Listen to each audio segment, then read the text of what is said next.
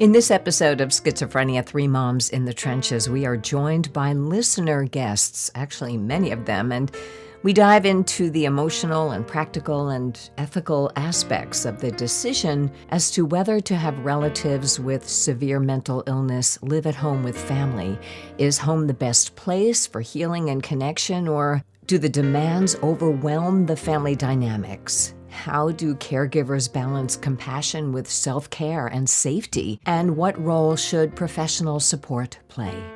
We discuss the guilt, the process, the boundaries, the challenges, and the perspectives on this special episode. Welcome to our podcast, Schizophrenia, Three Moms in the Trenches. From the place where schizophrenia and real life collide. East Coast, West Coast, Middle America. With Miriam Feldman, Mindy Greiling, and Randy Kay. Well, welcome to this very special episode of Schizophrenia, way more than three moms and dads and sisters and brothers and spouses and friends in the trenches. We are all here to discuss a really, really hot topic on everybody's mind, which is, should our loved one with SMI live with us? And the response that I got when I put out, hey, do a few listeners want to kind of chime in, was very overwhelming, and I'm really glad you're all here. So those of you who do have your camera on, just wave to the camera.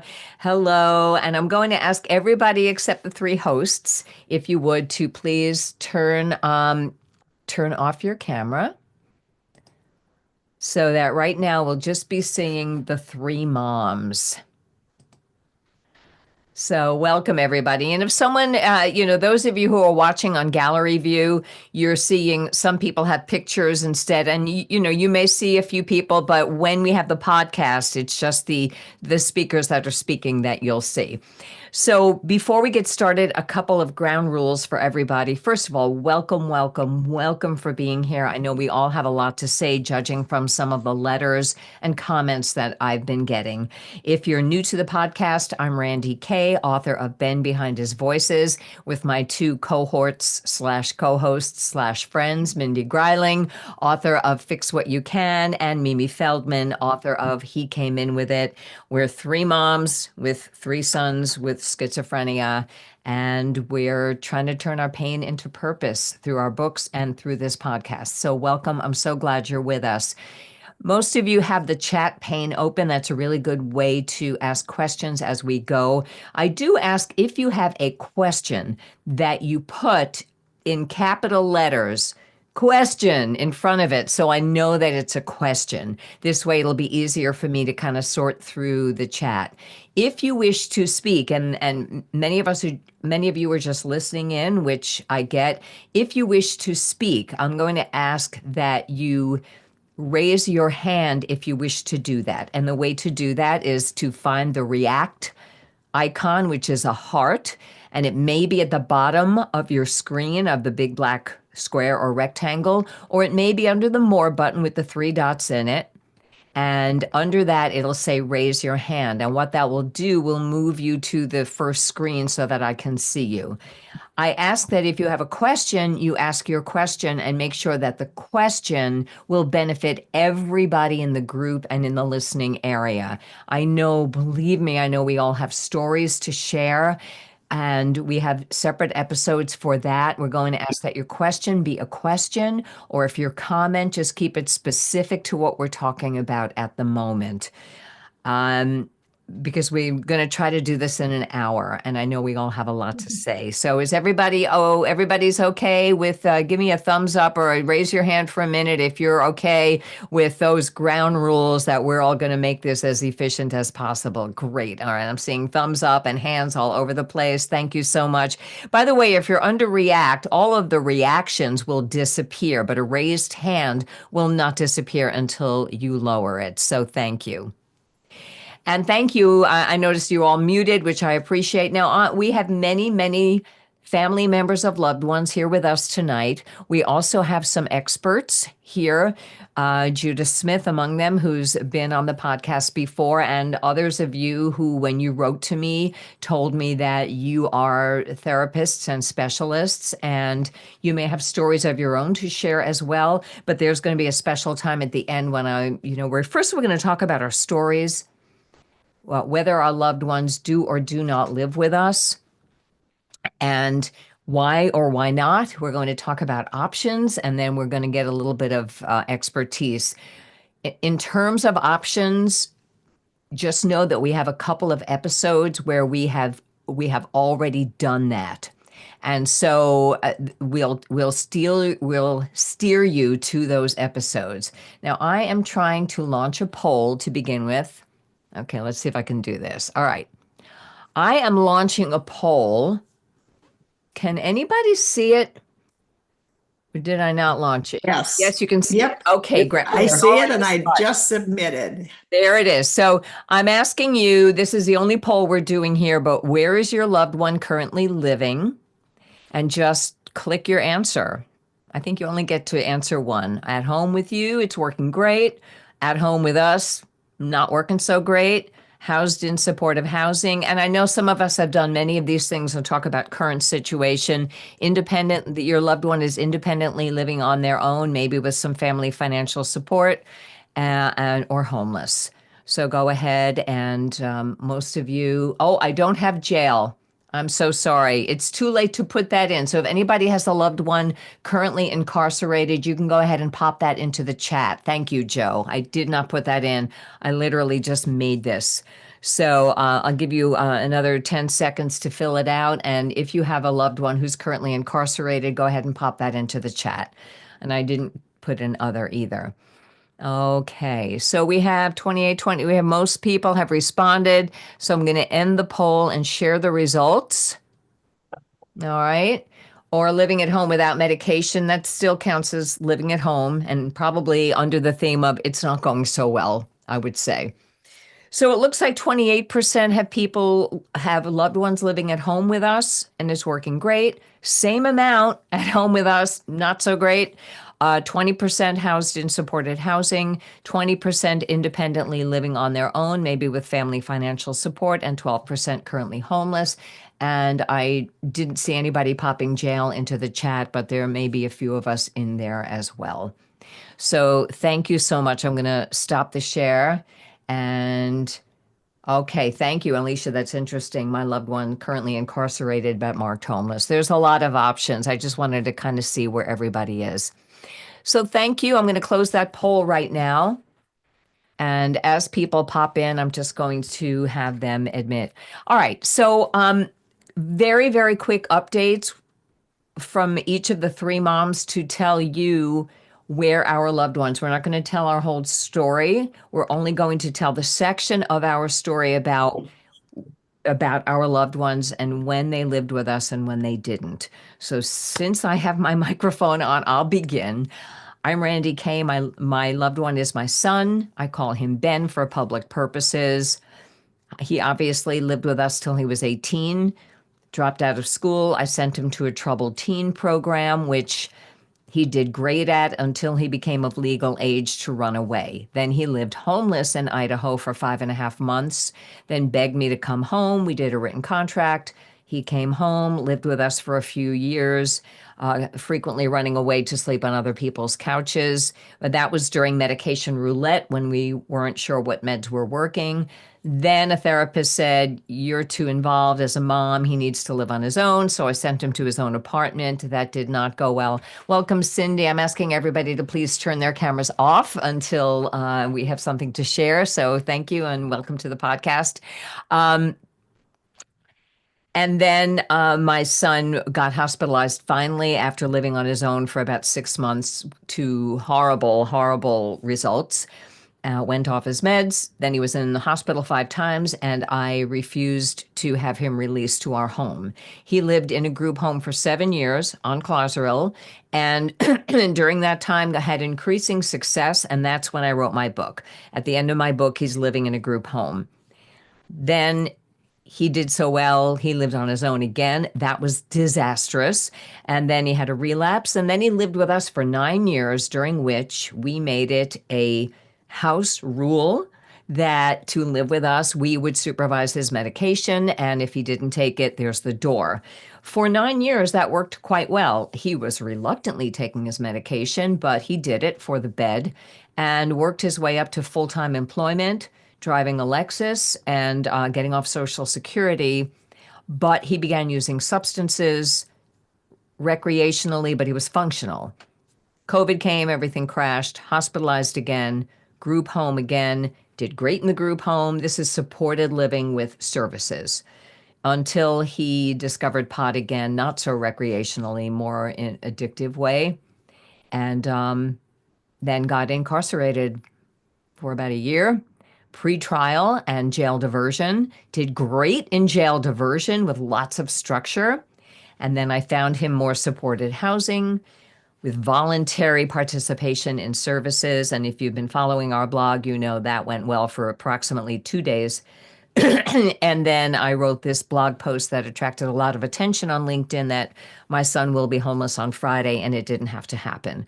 So living alone doesn't work well for my son, even with services available. And I'm currently very much a fan of court-ordered treatment for someone like my son.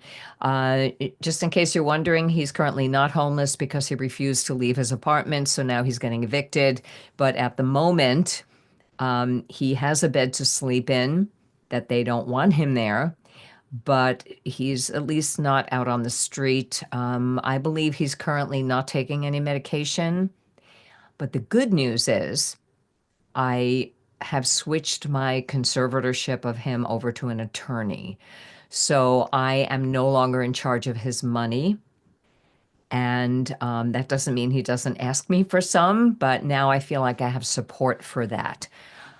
I don't know what's going to happen next. I suspect he'll be incarcerated again or put in jail. So that's pretty much where we are. Yeah. Mindy, can you give kind of a brief? Yeah. Well, And I there were was a lot thinking, of really, phases, and you've had a lot of phases as well, I know, but I think it helps to tell, our stories with that, through that lens, so that people understand we've kind of all been everywhere as well. Go ahead, Mindy. well, Randy, you have been through a lot, and so Haven't have we all all? of us. My son, just for people who are here as well as listeners who might be new, is 47. So we have been through all the things that Randy mentioned. So I'm not going to rattle through the whole sequence, but what I will focus on is when he did live at home. And often in between going to the sorts of places that Randy's talked about, he would be home. He started out being diagnosed in the hospital. He'd been home before that for summer vacation. And then after the hospital, of course, they sent him home with very little help, and he did very poorly, like most everybody does when they're starting out, if they don't think they need to stay on their meds. Jim was civilly committed. So he did stay on his meds until that ended. But once it ended, he stopped immediately. And that meant things went terribly at home. But he did hold it together to go back to college. And it wasn't until the following summer that he was home again. And then when he had a suicide attempt, we then said to the place where he was, it was kind of like a state hospital, you cannot come home, Jim, because it's not working out. You're not taking your meds.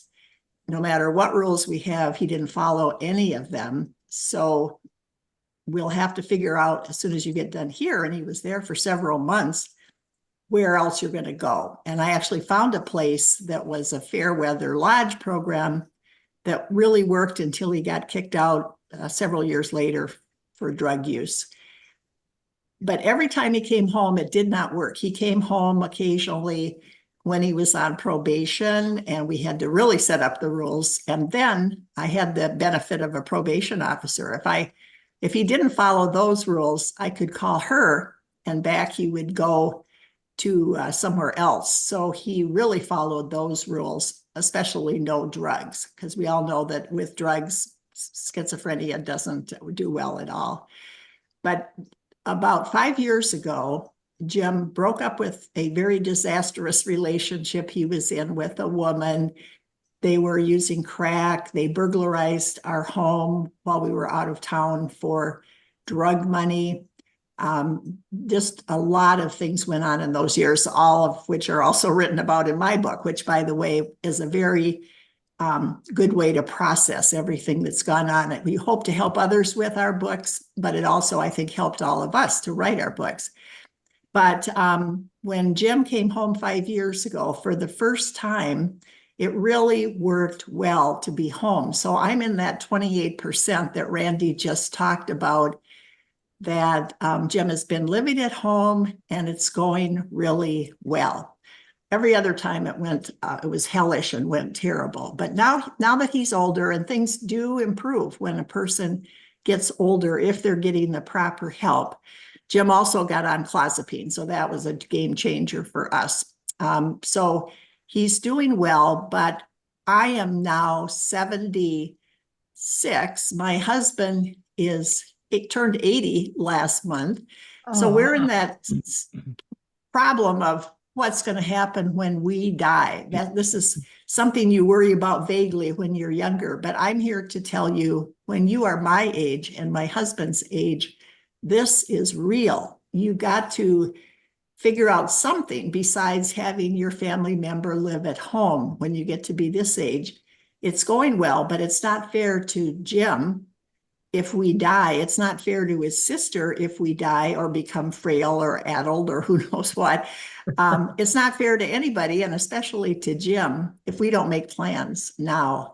So we've done everything that's been in all of our podcasts that we can do to plan ahead, except for somewhere for Jim to go besides here at our house. And I've been working locally on options, learning about options, working with a large group of families where we're trying to create more options. And through that process, when Jim was in the hospital this summer, we got on the waiting list for the best place, I think, in Minnesota, where I live. And when you're in the hospital, when your family member's in the hospital, that's the time to move as fast as you can, because then you can get more easily onto waiting lists. So that hospital stay, which was another whole place to be in hell, out of that came being on this waiting list. So next spring, Jim will be actually leaving our home and going to supportive housing. And we had a whole podcast episode on where he's going, and when he actually gets there, hopefully we can talk about it again in more specifics. But I've talked to Jim before this program just to ask him, how did he feel when we wouldn't let him live here? So anyone that's worried about that, he didn't feel bad about it because he was so psychotic and doing so terrible. It was just a neutral. He did not feel sad that we didn't let him come home, because he didn't really care where he was going. He was paranoid about us. But now that he's going to this supportive housing in the spring, he's happy about that. He likes being with us. He hasn't felt embarrassed most of the time, he said, about living with his parents, but he thinks he's ready to go and live at this next place where he will have a lot of support, but also his own unit. So I'm here to say, plan ahead, and when you get to be old, you're going to want to be where the Greilings are right now. Everybody moved to Minnesota. Okay. Yeah. Thank you. All right. Mimi, how about you? Okay, well, I'll keep it pretty brief. When Nick got sick, he was 17, 18, 19. When he was 18, he went off to school and had a psychotic break immediately and was hospitalized, and then was sent out of the hospital and lived with a friend for a while. And when it came time for him and he was not on medication, and when the people he was living with said the jig's up, he was going to be homeless, because we said right away he wasn't allowed back home. And I had two younger daughters still at home, and it was just, I can't tell you what it cost my soul to tell my 19-year-old boy he couldn't come home and then was forbidden on the premises. But it was a pretty easy decision in that I had to keep the sanctity of the home for the younger kids. And it looked like he was going to be homeless. And finally, at the last minute, I tried one more time and said to him, look, if you will go on your medication, Dad and I will keep a roof over your head and make sure you have food to eat. And I guess he was lucid enough to realize that was a good deal, and he agreed. And so after we put him in an apartment not far from our house, and after that, we went through many, many, many years of him in this apartment. It was a god awful apartment, and his life was not good. And we were going through the years of one medication to another. And eventually he kind of stabilized in that they succeeded in turning him into a zombie. And so then for many years, he kind of lived as a zombie in that apartment and then a second apartment. And it wasn't until we got him 4 years ago, and he's 39 now. So this has been going on 20 years. 4 years ago, we started him on clozapine, and that changed everything. But all this time, he's been in his own apartment under varying degrees of horror. Right now, he's in an apartment, and it's not really supported living, but we live in Washington State now, and he has caregivers who come, and I'm close by, and he's very compliant and follows the rules and takes his medication, and things are better now than they ever were. And I really credit clozapine for that. But he never lived at home again. It just was never an option. And I just want to say to the other parents, I took a lot of flack. I got a lot of side-eye from family members and snide comments about, well, why don't you just let him live at home? But until you're dealing with this, other people do not understand. I always say, it's like saying, well, if your living room is cold, why don't you just build a fire in the middle? And the peripheral damage that happens is just too great. So we were always very clear about that. Okay, thank you so much. And, again, if you're new to the podcast, we have several episodes. My son is not on Clozaril. I feel he did better on it, but we are not here to, Clozaril doesn't pay us to talk about Clozaril. All we do, we just tell our stories. My son, and I know many people doing well on other medications, but as you'll see from some of our episodes, for many people, that is the medication that seems to help quite a lot. And so, just so you know what that is, but it's not the only medication in town. We've had guests on our podcast successful with schizophrenia who are on other medications. The key is consistency and finding what works for you. So, and if you've never heard of Clozaril, it's the one medication that seems to work on positive symptoms, meaning what's added to your personality, like psychosis, and negative symptoms, which is what the illness takes away, like the ability to plan a productive day, the ability to love, the ability to feel deep, positive emotions. And, there's a lot of information about that in some of the resources that we share. So, I do want you to know we have over 100 episodes, and it would take you a long time to hear all of them. So we try to point out the ones that might help you so much. Also, we have episodes about Social Security disability, conservatorship, guardianship, and supportive housing. So you may want to check those out as well. So I do want to mention that, on our podcast, which is hosted by something called Buzzsprout, but if you listen to podcasts on Apple Podcasts or Google Podcasts or Spotify or wherever you're hearing us, you're probably hearing us on your podcast app. But Buzzsprout does allow people to send us fan mail, but it doesn't allow us to answer the fan mail. So all I have are, if you do write us on our Buzzsprout website, then please, if you want an answer, you have to put your contact information into your fan mail. But just to open this up to a second for our guests who are listening, there are many reasons why and why not living with family works.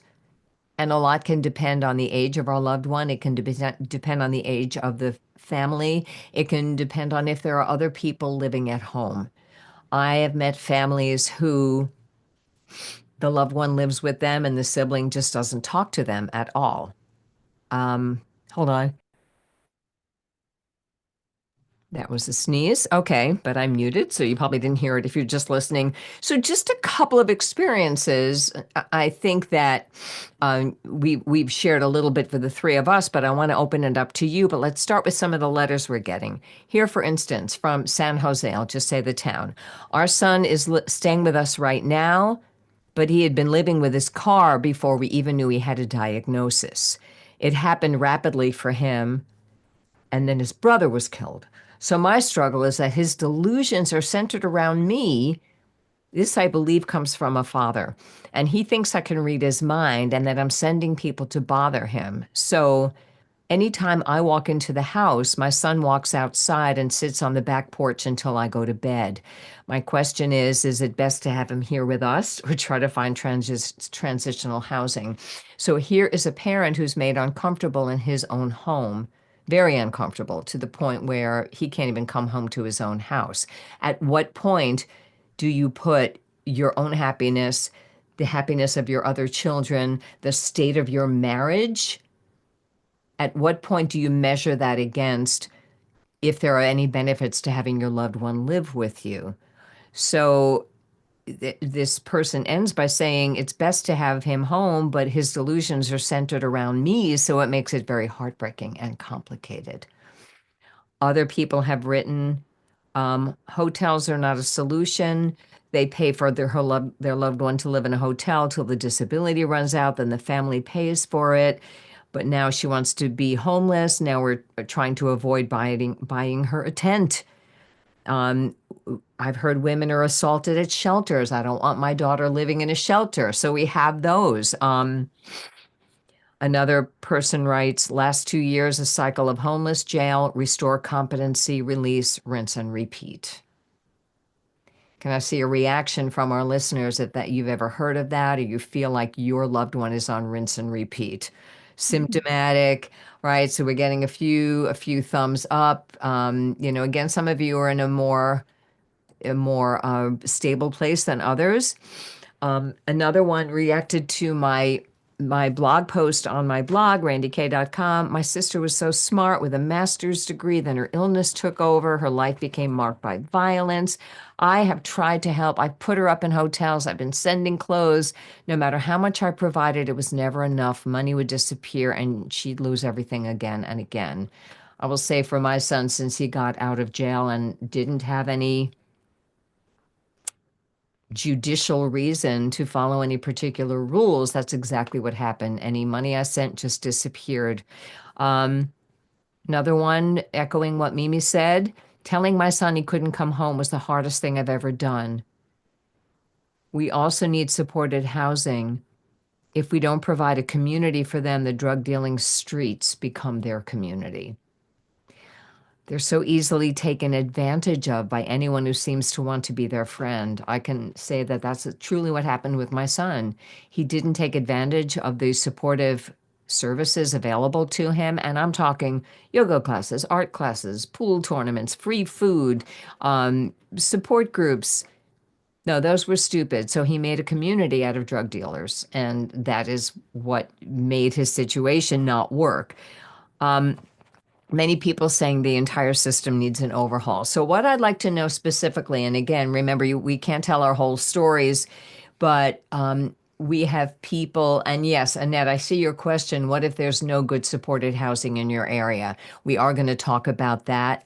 Carol mentions anosognosia. Yeah, let's give that a mention. We've done several shows on it. Anosognosia is the lack of awareness that you're ill. People with schizophrenia and sometimes other serious mental illnesses, their frontal lobes are impaired, and therefore they don't know they're ill. The standard book on this is called I'm Not Sick, I Don't Need Help. And you may want to check out the LEAP Institute for ways to deal with that. It was also mentioned in a book I just finished reading called How to Talk to Crazy, which really wasn't about mentally ill people. It was about difficult people, but it was still in there. How many people had, I'm reading questions from the chat right now. How many people had their loved one agree to take medication if they wanted to live at home? How many families Could had to, I talk to answer that one a little bit? yeah, let me just finish her question. And then, Okay, sure. because it's a lot of questions about how many families had to ask their loved one to leave the house. How does one go about kicking them out when there are no other supported living options? Lynn, I think you summed up what everybody's thinking. And Carol says parents should not be the representative payee. It worked for me for 20 years, but it's not working now. So again, everybody's different. But so Mindy, go ahead. What were you going to say in response? You want me to read the question again? Yes, I forgot Because it, so now you it better. became three questions. All right. So she wants to know, and people can chime in either on the chat or you can raise your hand, and I'll call on you for brief contributions because we do want to hear from all of you who have joined us tonight. Lynn wants to know how many people had their loved one agree to take medication if they wanted to live at home. So let's talk just about that specifically for now. Go ahead, Mindy. Okay, so as I said earlier, it never worked when Jim was young and psychotic and didn't have the right meds. But when he was coming home, when he was on probation and needed to be leaving that place, but he had a choice to be homeless or be with us, he chose to take his meds. I had the power of the probation officer. One of his provisos now is that he not use drugs and he take his meds. And just to be sure, he's agreed to getting a UA once a week. He has to go and pee in a cup at the pharmacy. So he agreed to that, to be home. It's amazing when they're doing better what they will do in order to stay home. But before they're stable, they can't, I don't think, they can't follow through. They don't even have the ability. So one of the questions in the chat was, how do you get them out of the house if they're not following the rules? I never could do that unless Jim was in crisis. So when I had to call the police, when he was in the hospital, when he was in an emergency place, any place where they are besides home, that's the time to strike and just say then they can't come home, because otherwise, what do you do? I had a friend who took her son to the shelter and parked right outside the shelter and said, do you want to go in or do you want to come home and take your meds? And that worked for a short while, not forever. But when you have a juncture, the person is somewhere else, that's the time to really act, and don't agree then to take them home unless you're pretty sure that's going to work. Okay, thank you. Anybody else? I don't see anybody raising hands, and which is fine. I'm glad you're in listening mode. That's fine. But if anybody else wants to share, we have several people putting in the chat, which is fine.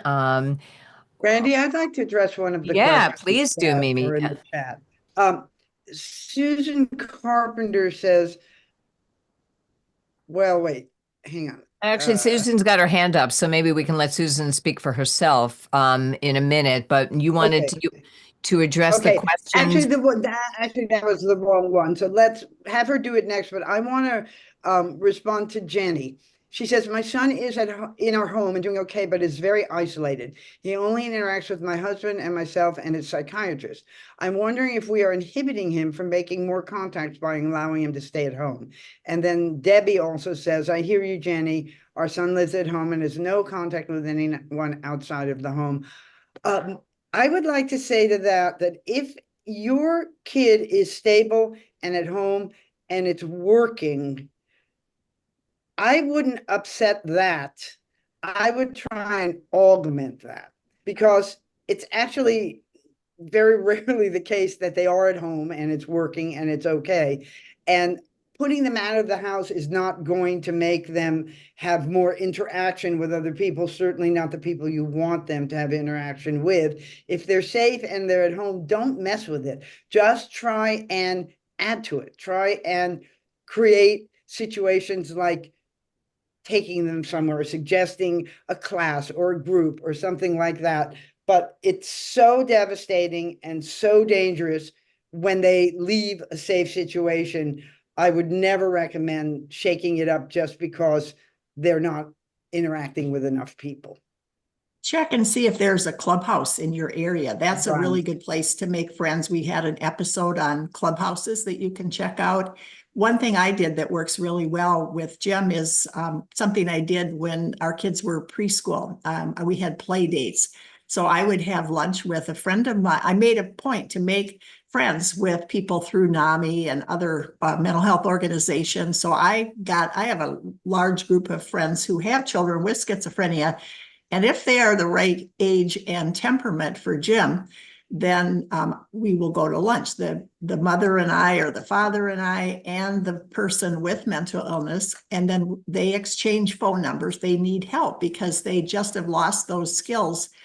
Oftentimes, if they have schizophrenia, I always look for somebody who's sober, but then they often, Jim has now, as a result of that, quite a few friends. He also, that he sees for coffee, one he sees almost once a week. They get together on their own, so that can work. Jim also was in a Fairweather Lodge program, so check out if there are any of those in your area. That's a really good place to find a place to live, get a job, and have friends. And Jim still has a couple really good friends from when he was in a Fairweather Lodge program. So you have to, but yes, keep them at home and then try to branch out. But you Right. have to help. It won't just happen on its own. Yes, thank you. And I have to add, and then Susan, you're next, and then I'll read a little bit more from the chat. I have to add that it depends on the nature of your loved one.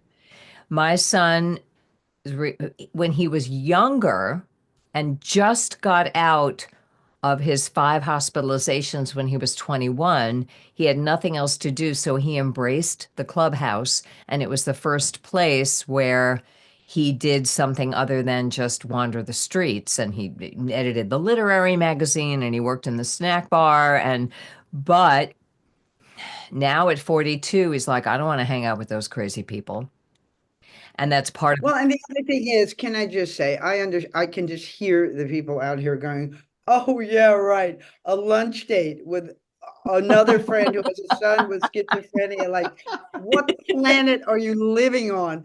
And we get, I mean that's, I mean, these. First of all, the odds of having a group of friends who are parents of with schizophrenia that you can interact with, I mean, that's just a rarity. So we get that. But I think the if you point get active in NAMI, they're and they're, actually plentiful. sometimes we can find yeah, them and but I mean, sometimes we let's be can't. And realistic. A sometimes lot our of these loved ones kids are are not into it and functioning. sometimes they're not. Yeah, So, That's true. right. That's And true. I go through that with Nick a lot, where he's basically pretty happy not interacting with a lot of people, and I've learned to just accept that. At least he's safe and he's in his own apartment and he's taking his medication.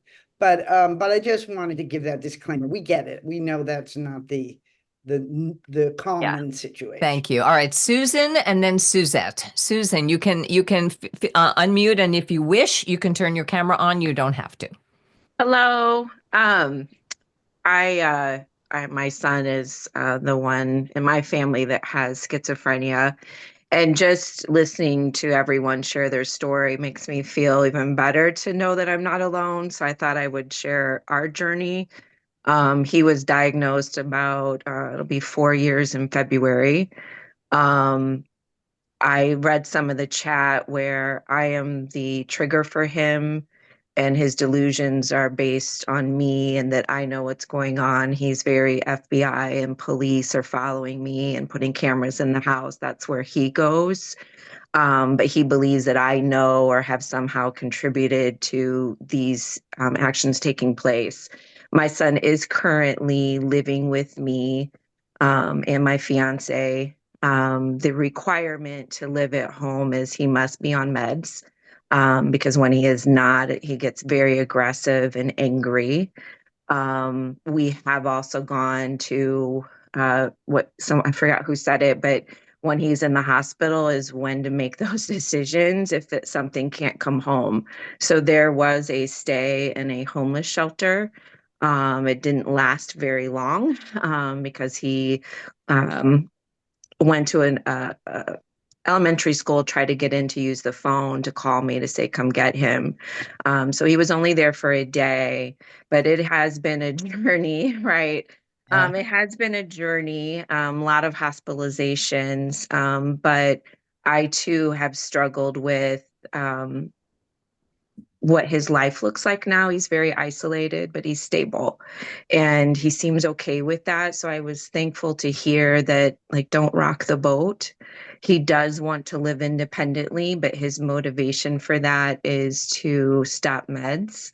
And Yeah, that's yeah. so I'm not helping him in that regard. You know, if he can take the steps to do it, I'm not going to stop him, because I think that's something I can't control. But right now, he is stable and at home. But there was a time where I thought we would have to make the decision that he couldn't be here. Okay, thank you so much. And I appreciate you keeping it relatively short. I know we all have so much to say about everything, but you know, your point is well taken. I tell you, my son was with us for 9 years. And every day when he finally took his meds, and often my husband or I would stay up till he got home from work. And part of the reason it was working so well was that he was a waiter in a restaurant and he loved his job. So he wasn't hanging out with us all day, but he never wanted to take his meds. He never believed he needed his meds. And at the end of the day, when he took his meds, you know, I would think, or, you know, my husband would think, okay, we just bought another 24 hours. It was truly one day at a time. And it added up to 9 years until it wasn't working anymore. So, you know, we go through phases. Susan, you're unmuted. Go ahead and share, please. And then Carol, you're next, and then we'll go on. So you're unmuted, but I still can't hear you. So I'm not sure what's happening here. You're unmuted, but you might not be connected to the audio.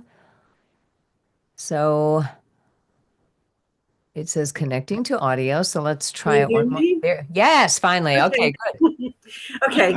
Yeah, I just wanted to say what Mindy was saying about the hospital thing and how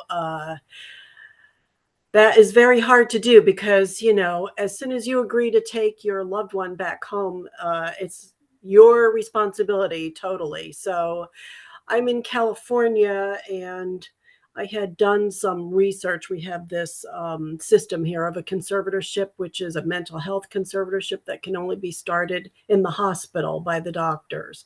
So I was able to get my son on that, which allowed me, because I finally realized that, you know, him being in charge, basically they're in charge of their own medications with the doctor. The doctor won't talk to you. And if my son would go in and say to the doctor, I don't like the way this medication feels, he would take him off of it.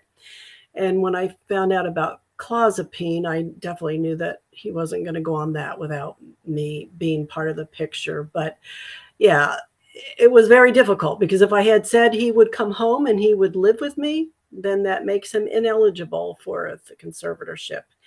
And yeah, Interesting. It's yeah, so different state to right. state, and If that's you're part of. providing housing and shelter, then they're not gravely disabled, which was what he was found gravely disabled, unable to provide because he's never lived on his own.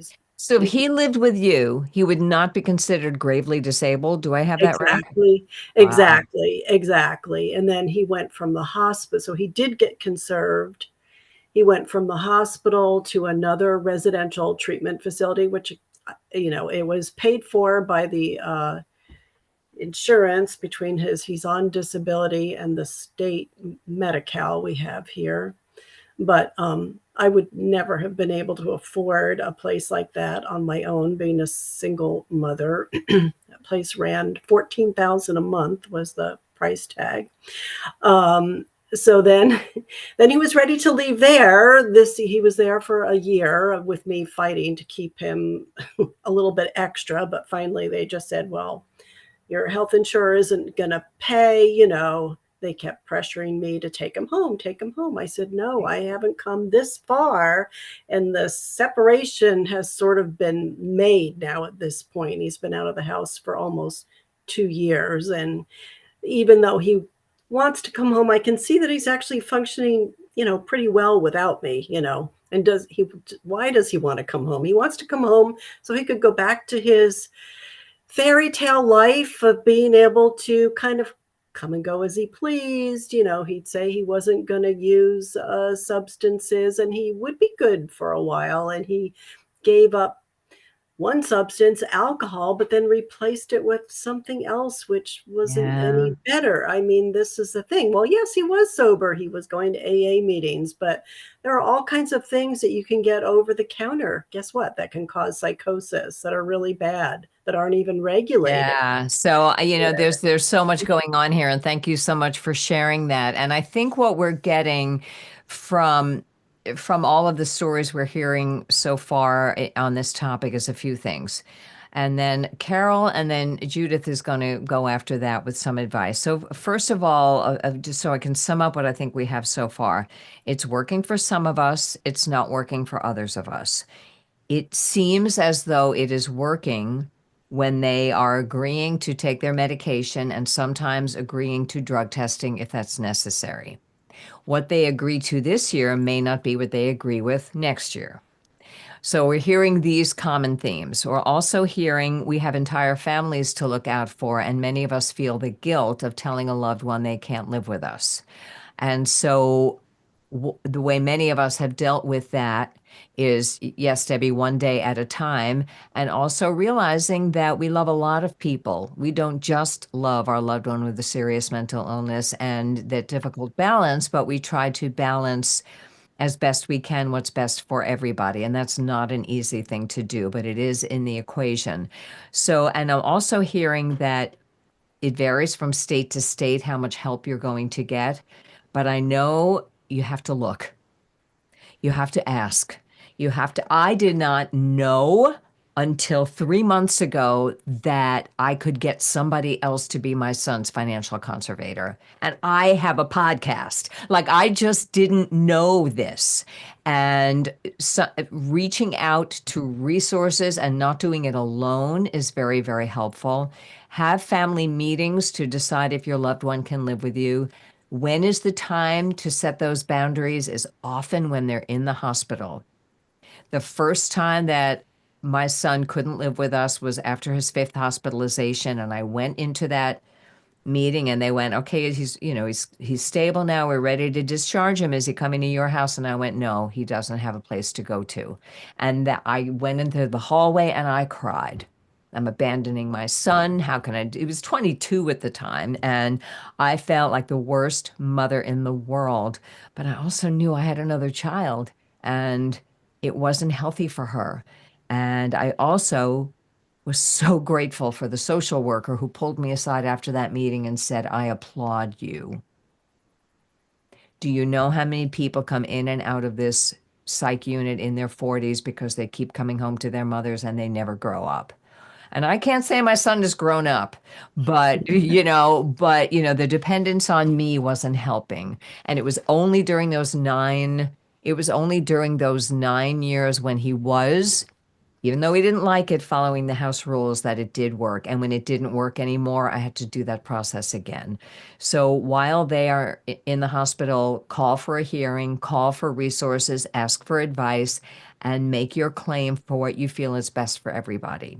So I think that kind of sums up some of the things that we've talked about. Before we go to Carol, could I just add, I just noticed Joe in the chat, in addition to all the things you just summed up, Randy, he added in something that I experienced also in our home, and that is the added component of being afraid of your child, that they're a danger to you. Yeah. Or spouse or sibling. Or spouse or sibling. I didn't have any younger children in the house, so it was me that our daughter was already out of the house. Good for her, luckily, but it was me who was afraid, and Jim had delusions that he actually had to kill me. So I think that is something, just would advise Joe and anybody else dealing with that. When you're saying you're not bringing them home or when you're seeking help, that is something to share, because it's a very good reason for there to have to be something else. And the system will try harder if you share all the things like that, which you might be inclined not to share. Yeah, thank you. And it's not easy. I currently have a protective order against my son because he wanted money so badly. It got, I won't say violent. He's not yet knock wood, been violent, but it does get frightening. And I felt that fear, Joe. And I have a protective order against him if he comes near my home right now. And this is a person who 2 months ago was having dinner with the family and interacting with his nieces and nephews and, buying them birthday gifts 2 months ago. But he's different now. He's using. And if he comes near my home, I will call the police. And I'd rather have him in jail than scaring my grandchildren. And those are hard decisions. So yes, we feel that fear. And yeah, okay, Carol, and then Judith. Hello. Hi. Mine is on the same topic of he's not benefiting by living with us. My 45-year-old son has anosognosia. He's been living independently and actually holds a part-time job. But if had he been living with us when he went into crisis, he would not be getting the services that he gets. The fact that we weren't able to provide for him or we wouldn't provide for him in our home added to the fact that he got Social Security, disability, and free Medicare, federal and state, all those things. Our state, California, has a new program called the CARE Act and CARE Court. And just coincidentally, when my son was evicted again, the day after Christmas last year, I petitioned the state and he qualified right away, partly because had SMI, which is one of the criterias, and the other was that he was homeless that day, the day after Christmas. So finally, this is the first time in over 15 years that he's had professional case workers. He has anosognosia, if I said that or not. That You means did. he doesn't care if he needs case workers or medicine because he's not doing that. But we got many pushback from the providers. If we had had him in our home, he wouldn't have qualified for the benefits by the state and he would just be stuck in our house. I sat in many NAMI meetings with mostly mothers. More than one came in with their face punched by their son with SMI. So I'm not saying my son is frightening to us, but he's not going to live with us. He knows it, and thank God he doesn't ask us. I can imagine how heartbreaking that is. But Okay. as we get older, my husband and I, we feel like he's lined up. He's finally in a case management system. Anosognosia or not, refuses medication or not, he's got all the benefits. He's probably going to get evicted again any week now for where he is now, but at least he's lined up. And so we just Okay. want to be the parents, and these case managers on this new program have asked us more than once, why don't you do this? Why don't you go talk to his apartment manager? Why don't you do this? And I give pushback and say, we're old people. We're just the parents. You are the professionals. You go talk to his apartment manager. You call the crisis team. Please don't ask us to do this anymore. We just want to be his parents and maintain our relationship. Thank you so much. Good, Thank you. good for you. Good for Yeah. you. I just want to say, by the way, every state is different, as Randy said, about a lot of things. And in Minnesota, you don't have to be homeless or not living with your parents to get all those benefits. So we don't have those kind of draconian choices. But I do think it is all the things you said are so true about they need those helps. And it isn't helpful to just always be with the parents and try to do everything. Thank you so much. And I have to note that, and I see that you have your hand up, Shanika, but I'm going to note what's in the chat for our listeners. So Shanika writes, at the end of the day, for most of us, we live between a rock and a hard place. Any decision that we make always hurts. Stay with us. It hurts us because our home is chaotic. Tell them they cannot live with us. We feel horrible and worry about their safety. I have never found a good place. And we hear you. Believe me, we hear you. We're struggling along with you. You've already gotten 1, 2, 3, 4, 5, 6, 7 reactions to that chat.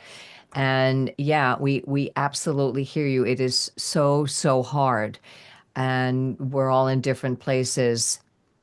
And I hope that this podcast can spark some ideas and some thoughts. That's the best we're trying. We don't have all the solutions, but we're here to share. So, oh, Shanika just put her hand down. So if you still want to speak, I'd love to hear you speak, but if this was enough, that's fine. Okay, Shanika, go ahead.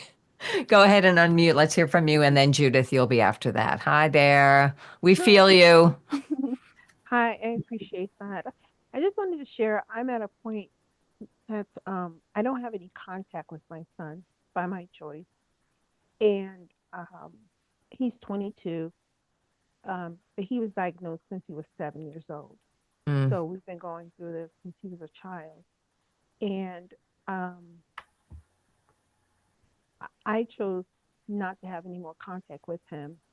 I don't know for how long it'll be, but I had to choose me first this time. I've always put him first, his needs first. I feel like I poured everything out of me to give to him until I had nothing left. And then I had to build myself back up. So when he was 18 years old, he chose to leave. And I've never let him back in since. He's asked, I've said no. There have been times where he stayed over and so forth. But right now, he's in a nice apartment. It's assisted living. He lives near my parents. And I also have to remember that he has another parent. He has a father who can also step up. So I'm not leaving him to alone. And he has a supportive housing. So I'm Okay. going to take care of me for now. And it's a hard decision. And I don't know how many other mothers have had to make that decision. But no one else, like you said, no one can judge us. No one. And even within our own community, everyone's situation is so different that no one can say, like, you should do this, you should do that.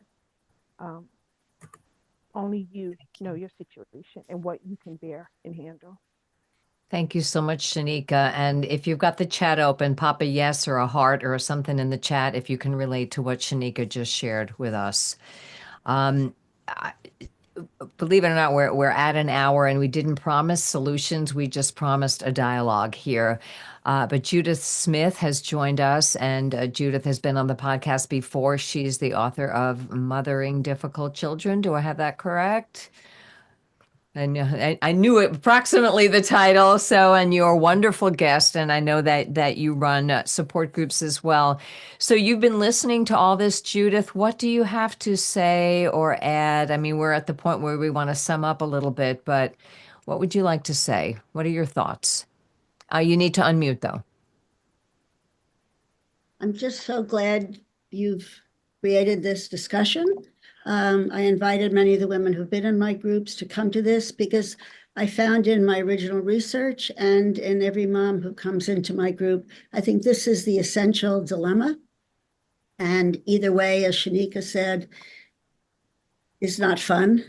And I think what we really haven't talked about is how unfair it is that this is each individual mother and father's dilemma, that we have a broken mental health system. We do not have enough affordable housing. We do not have enough supported housing with services. And the idea that a family should be able to solve this, it's undoable and it's cruel. I mean, and I think in some ways when I sort of was thinking about this discussion, I think this really could be a rallying cry, for advocates to start thinking, requiring that more money be given to support families. The woman who just spoke, Carol, I think her name was, I have not run into anyone in my work who has that kind of case management system that's working for their kids. Most people are facing people are blind. If you are a mother who's involved, there's an assumption that you don't need anything.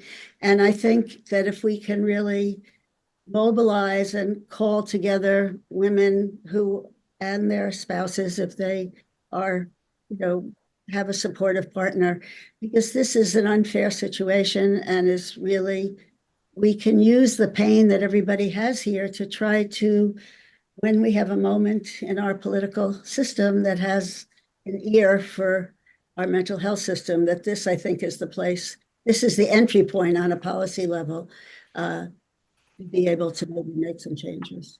Thank you so much. I think what I'd like to do now, and this will include you, Judith, is I'd like everybody to think for a second. I know I said at the beginning, we're not going to solve the problem. We haven't solved the problem, but we hope we've given you some ideas, some ways to feel a little less guilty, some thoughts about thinking ahead to the future, even if things are working. So if you can think of something that you've gotten, a learning or a new thought or a new idea that you've gotten from this conversation, I would love so much if you would put it in the chat. And then I will download this chat and I will pop these messages into the show notes. Like number one, I would say research resources in your state. What, and you don't have to put a number, I just put number one. And I would say watch the guilt. Strike while they're in the hospital. I mean, what else? So while you guys are thinking of a learning or an idea or a comforting thought that you've gotten for the podcast, Lynn says, I think we should all move to Minnesota. Okay. That's, and Jessica. I'm actually putting that in the chat. It always surprises me how much, we complain about our mental health system here in Minnesota, but you really should move here, because anytime I'm in groups like this, all the other states are so much more terrible, it seems, than Minnesota. I have to Can I just say Washington State is pretty good. Is it too? Good. Yes, it is. So we can move to Washington. We can't take everybody in Minnesota. A lot of rain, though. It is cold here, but this place where Jim is going does not cost $14,000 a month. They're taking him. We're not paying anything. It's free, so to speak, because they will take his SSDI, his food stamps, his caddy waiver, which I've recently found out we only have caddy waivers in Minnesota, but that's, there's just so many things here. But the housing, someone said, how do you get supportive housing if you don't have it? And that is something I and many, many other people have been working on for almost 10 years. And we have gotten so much better with our supportive housing in the last decade, because we've had armies of people advocating for it. And we're built the place where Jim is going. They're building 5 more places like it over the next 3 years. We had over $1 billion in our very small budget in Minnesota, because we're a small state. That's a lot of money for us to build affordable housing. It does take advocacy. Okay, thank you. And some other thoughts are coming in. You have a right to feel safe in your own home. Be clear on your boundaries. Be prepared to follow through. Sometimes people move. Insist the case management teams do the work, or insist or ask. Don't let them ask you to act. Try to get into and stay the parent. So this is, again, just advice and learnings. Watch the guilt. Clubhouse, Fairweather Lodge, are those resources available in most states? That's a question. I don't know about Fairweather, but watch our Both are episode. national, but they're not in all states. Right. So check out our episode on international clubhouses. There are 2 of them, and that will, or go to clubhouseinternational.org. Is that the website? Or internationalclubhouse.org? If you just put Google Clubhouse International and you'll get it. You'll find it. And there are ways to find it. So read resources, even if you want things to be different for your loved one. Don't try to change something that's working for you. That's great. Be prepared for what works today to not work tomorrow. That's great advice. Clubhouses are wonderful. Get conservatorship or guardianship if it will work for you. Let go of it if you need to let go of it and it's no longer working for you. Ask about AOT in your state and how well it's enforced. AOT is assisted outpatient treatment. 48 states have it, but as I'm struggling striving, that's the word, as I'm striving to get it passed in Connecticut and working. Mindy, you'd be so proud of me. I actually had a meeting I with am. the rep. I know. I haven't heard from that rep you suggested Yeah, talk to no, me yet. it's a process. But I'm hearing from other listeners who are saying that we have it in our state, but it's not enforced. So we keep fighting. And that's something Minnesota is terrible at. We have the A+ best civil commitment statute in the country, but we don't enforce it well. Yeah. So there's like a lot of things are coming in, and thank you. Carol talked about CARE Act in California, 100% volunteer. Jessica's on the Board of Protection and Advocacy in Nebraska. Learn from the other states. There's all kinds of ways to turn pain into purpose. And if you're in the middle of crisis in your home, that's where you need to be handling your home. But, when things are stable, we do this podcast, we try to reach out and make a difference. Um, see how it works. I hope that, and maybe you can give us a reaction or a thumbs up or something if this has been helpful to you. We just wanted to open the dialogue. Please share this podcast with other people. We recommend many other resources that are helpful. And, give me a yes or a thumbs up or something if you feel a little bit less alone just by listening to this conversation, because that's a place to begin. So, thank you. We're getting hearts and thumbs up. And I just noticed California gets caregivers get paid. Does anybody know anything more about that? Because we don't have that here in Minnesota. I didn't know of any states that did, but California does. Who put that up there? Could they enlighten us? probably Carol, I think she was talking about California. And while you're finding that, people are sharing that. No, it was Julia. Julia did. Okay.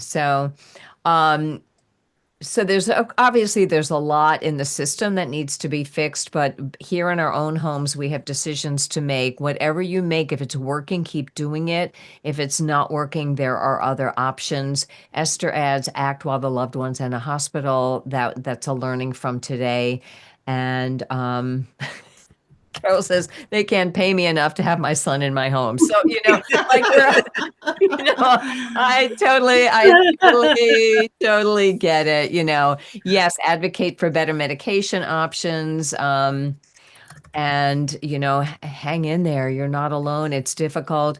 Um, NAMI has resources, NAMI.org, and, reach out, ask, call. It's 211, I think, in Connecticut to ask for resources. We have to keep asking and advocating and remembering there's only so much we can do.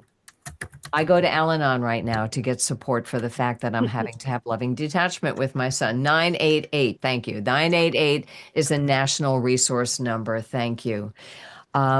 So with that said, I've kind of done a lot of last minute words. Mindy, any last minute words, and then Mimi, and then that's it. I will just say again, advocate, advocate, advocate. Nothing gets better unless we share what we're going through as we are able. Yeah, I would say, echoing everything that everybody has said, and also to the moms, trust your gut. Don't let other people sway you from what you know. You know your kid, you have a good sense of what's going to be best. Trust yourself, because you're down the rabbit hole and everything seems a little crazy. And there isn't any true north anymore. So you have to trust your gut. All right. And on that, thank you all so much for joining us tonight. I hope you've enjoyed being a part of this podcast. I will work to get this up tomorrow. And if you wish, you can turn your cameras on and say goodbye to each other. You don't have to. So feel free, everybody. Just, thank you all. And yeah, I echo what Cherry just said. Bless you all. Like we're all doing our best, and we're doing the best we can for all the people we love, including ourselves. And thank you so much. Here's the second group of people. Thank you so much for being a part of the podcast. And Our next episode, we'll be talking with Brian Stetton in New York about how their Get the Homeless Off the Street program is working, and there's a lot more to come in this season. Thank you so much. Yes, Esther, it takes all of us. Thank you, everybody, for sharing. Thank you so much for tuning into this episode of Schizophrenia, 3 Moms in the Trenches. You can help out the podcast and help others by sharing the podcast and by subscribing wherever you get your podcasts and or on YouTube. And remember, you can reach us at mindygreiling.com, randyk.com, or miriam-feldman.com.